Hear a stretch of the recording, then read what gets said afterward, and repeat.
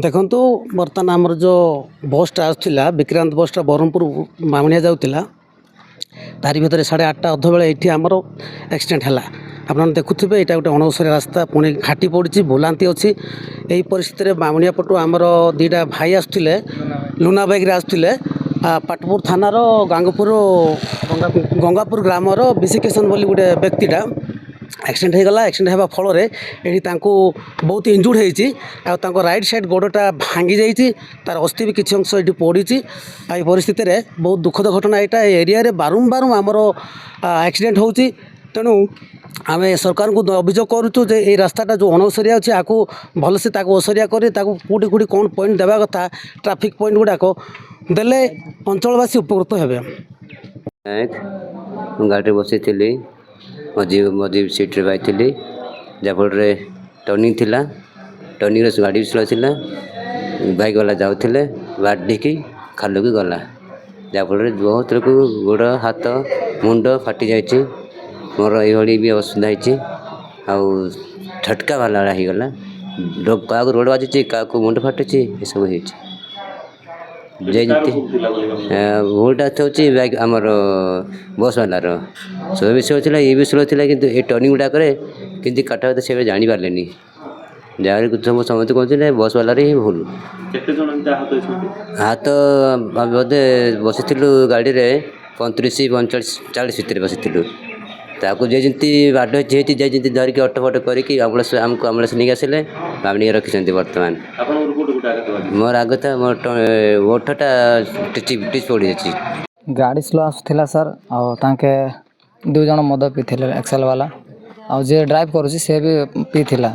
ତାଙ୍କେ ଧଳା ଗାଁରୁ ପୁରା ରାଇଟ୍ ସାଇଡ଼୍ ମାନେ ଆସିଥିଲେ, ତାଙ୍କେ ଲେଫ୍ଟ ସାଇଡ଼୍ ଆଇଲା ସକାଶୁ ଆମ ଡ୍ରାଇଭର ତାଙ୍କର ବଞ୍ଚେଇବାକୁ ଯାଇକି ସେ ଭିତରେ ମାଡ଼ିଦେଲା। ଗାଡ଼ି କମ୍ ଅଛି, 40-30 ସ୍ପିଡ଼ ଆକା ଅଛି। ଆଉ ବେଶୀ ସ୍ପିଡ଼ ହେଇଥିଲେ ତ ମୁଁ ପ୍ରଥମ ମରିଥାନ୍ତି, ମୁଁ ଡରରେ ଅଛି। ମୋର କମ୍ ସ୍ପିଡ଼ ପାଇଁ ହାତଟା ପୁରା ମାଡ଼ ହେଇଯାଇଛି, ଫୁଲିଛି, ଫ୍ରାକ୍ଚର ହେଇଛି। ଜଣେଇଲୁ, ମାଲିକ ଆସିବ। ଆଉ ପୋଲିସକୁ ବି ଜଣା ହେଇଛି, ପୋଲିସ ଆସିକି ରହିଛନ୍ତି, ଆମ୍ବୁଲାନ୍ସ ଡକା ହେଲା। ଆଉ ଯେ ଆହତ ହେଇଛନ୍ତି ସେମାନଙ୍କୁ ପଠା ହେଲା ମେଡ଼ିକାଲ। ଯାହାର ହାତ ଅଛି ସେମାନଙ୍କ ତରଫରୁ ଗୋଟେ ପ୍ରଶ୍ନ ବି ଆସୁଛି, ତାଙ୍କରକୁ କିଛି ଅନୁକମ୍ପା ଆସେ ଯାହାକି ମେଡ଼ିକାଲ ଟ୍ରିଟମେଣ୍ଟ। ହଁ, ସେଇଟା ତ ଆମର ମାଲିକ ହିଁ ବୁଝିବେ ସେଇଟା। ଆଉ ଗାଡ଼ିରେ ବି ଯେଉଁମାନେ ଥିଲେ ସେମାନଙ୍କର ବି କ'ଣ?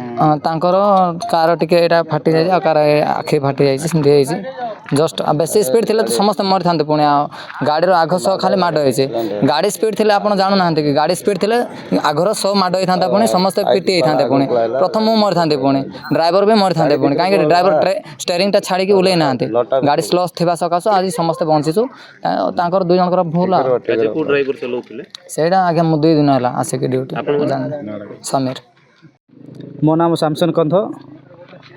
ମୁଁ ବାଉଣିଆ ଯାଇକି ଆସିବା ସମୟ ମଧ୍ୟରେ ଓଡ଼ବା ଥାନା ଅନ୍ତର୍ଗତ ଆମର ପାଣିଗୁଣି ଗ୍ରାମ ପଞ୍ଚାୟତ ନିକଟରେ ଆମର ଉଣୁଣ୍ଡୁରଗୋଟା ଘାଟି ବୁଲାନ୍ତି ସମୟ ମଧ୍ୟରେ ବିକ୍ରାନ୍ତ ବ୍ରହ୍ମପୁର ଆସିବା ସମୟ ମଧ୍ୟରେ ଏବଂ ଆମର ଏପଟେ 2ଟି ଭାଇମାନେ 100 ଏକ୍ସେଲ୍ରେ ଆସୁଥିଲେ, ସେମାନେ ସେ ବୁଲାନ୍ତି ସମୟ ମଧ୍ୟରେ ଆକ୍ସିଡେଣ୍ଟ ହୋଇଯାଇଛି।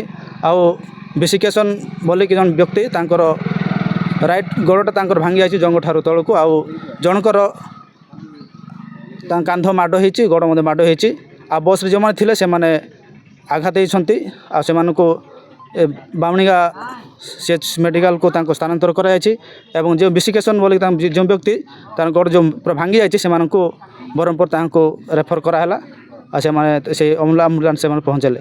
ଆମେ ଏଠି ଅଞ୍ଚଳବାସୀ ଆମେ କହିବାକୁ ଚାହୁଁଛୁ, ଏ ରାୟଗଣ୍ଡା ଗ୍ରାମରେ ଯେଉଁ ଘଟଣା ଘଟିଥିଲା, କାରଣ ଏଇଠି ପ୍ରାୟ ଆଜି ଗୋଟେ ଘଟଣା ନୁହେଁ, ଅନେକ ଦୁର୍ଘଟଣା ଗୁଡ଼ାକରେ ପ୍ରାୟ ଘଟୁଛି। ଅଣଓସାରିଆ ରାସ୍ତା ଟିକେ ହେଇଥିବା ଯୋଗୁଁ ପ୍ରାୟ ଆକ୍ସିଡେଣ୍ଟ ହେଉଛି, ଯଦ୍ୱାରା କି ଲୋକମାନେ ବହୁତ ଆକ୍ସିଡେଣ୍ଟ ହେଉଛନ୍ତି, ମରଣ ଯନ୍ତା ମଧ୍ୟ ପଡ଼ିଲା ପରେ ସେମାନେ ହେଉଛି। ଏଥିପାଇଁ ଯଦି ଟିକେ ଅଣଓସାର ରାସ୍ତାକୁ ଓସାର କରାଯାଇଥାନ୍ତା, ତାହେଲେ ପ୍ରଶାସନ ତରଫରୁ କରାଯାଇଥାନ୍ତା, ତାହେଲେ ଆମେ ଉପକୃତ ହେଇଥାନ୍ତୁ।